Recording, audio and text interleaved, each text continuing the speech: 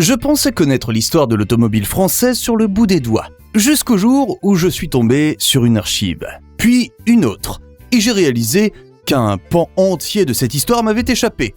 Des modèles que même les passionnés les plus aguerris n'ont jamais vus sur route. Alors, je me suis lancé un défi. Numéro 10, Matra Simca Baghera, 1973. Je vais vous parler d'une voiture française que peu de gens prennent au sérieux. Et à tort.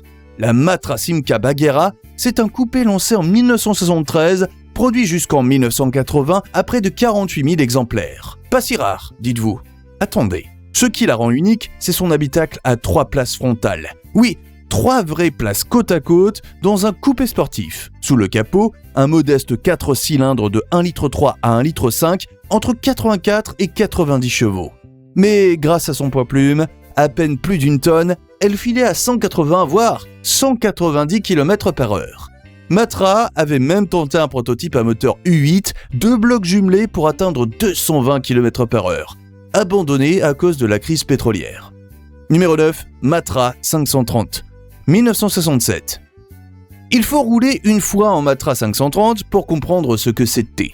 Produite à seulement 9609 exemplaires entre 1967 et 1973, elle adopte une architecture alors peu commune. Moteur central arrière, Ford V4 de 1,7 litre, boîte 4 vitesses, 75 chevaux et à peine 860 kg à vide. Matra voulait séduire une clientèle jeune, ambitieuse. Cependant, la voiture est jugée trop chère et son moteur trop juste. Aujourd'hui, en trouver une dans son jus, avec sa carrosserie en polyester d'origine intacte, c'est presque mission impossible. Elle a donc toute sa place dans ce classement. Numéro 8, Facel Vega Facel 2, 1961.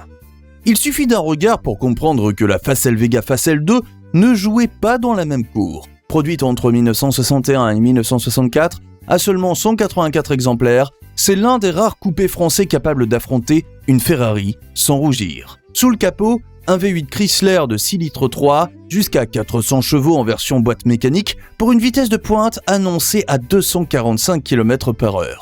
Je peux vous dire que pour l'époque, c'était tout simplement monstrueux. Les freins à disque Dunlop sur les 4 roues et la direction assistée complétaient un châssis étonnamment rigoureux malgré ses 1660 kg.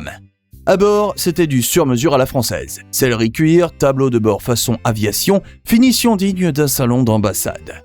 Cependant, ce luxe avait un prix et Facel Vega n'a jamais trouvé l'équilibre économique. Numéro 7, Delage D8, 1929. Quand on parle d'élégance mécanique française, je pense immédiatement à la Delage D8. Moteur 8 cylindres en ligne, jusqu'à 4,7 litres de cylindrée, 145 chevaux pour les versions les plus affûtées et une vitesse de pointe de 160 km/h en 1938. Pour vous donner une idée, on est dans les performances d'une Bugatti Type 57. Chaque exemplaire était carrossé sur mesure par les plus grands noms. Chaperon, Fegoni et Falaschi, Sauchik, aucun modèle ne ressemble à un autre. Moins de 2000 châssis auraient été produits, toutes versions confondues. Autant dire que retrouver un exemplaire complet et roulant aujourd'hui tient du miracle. Numéro 6, Delahaye 135, 1935. Présentée en 1935, elle combinait raffinement, performance et élégance à un niveau rarement atteint. Son moteur 6 cylindres en ligne, entre 3,2 litres et 3,5 litres selon les versions, pouvait grimper jusqu'à 120 chevaux. Et sur la version compétition spéciale, allégée à 850 kg, on parlait de 185 km/h en pointe. Des chiffres spectaculaires à l'époque. Produite à 2592 exemplaires, elle a triomphé au Mans en 1938, au Monte-Carlo en 1939 et sur d'innombrables rallyes. Rare, puissante, racée, elle méritait simplement sa place dans ce classement. Numéro 5, Citroën BX 4TC, 1985. Je ne pouvais pas faire ce classement sans y inclure cette Citroën-là. L'une des plus rares, des plus incomprises, mais aussi l'une des plus attachantes à mes yeux. La BX 4TC. Produite à seulement 200 exemplaires pour homologuer la version groupe B en rallye, elle embarquait un 4 cylindres turbo de 2,1 litres, 200 chevaux et une transmission intégrale. Seuls 86 exemplaires ont été vendus, les autres détruits. Je peux vous dire que croiser une 4TC aujourd'hui, c'est comme tomber sur une relique d'un monde disparu. Et si vous aimez les histoires d'échecs nobles et de rédemption par la rareté, celle-ci est incontournable. Numéro 4, Citroën SM Opera, 1972. L'ASM Opera, c'est le sommet de l'élégance automobile française, signée Chaperon. Basée sur la SM Maserati, elle adopte une carrosserie rallongée et redessinée à la main, dans les ateliers du maître carrossier à Levallois. Sous le capot, le V6 2,7 litres d'origine Maserati, injection électronique, jusqu'à 200 chevaux selon les versions.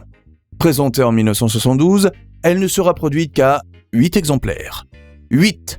Tarif exorbitant, crise pétrolière, fin prématurée de l'ASM. Tout s'est ligué contre elle.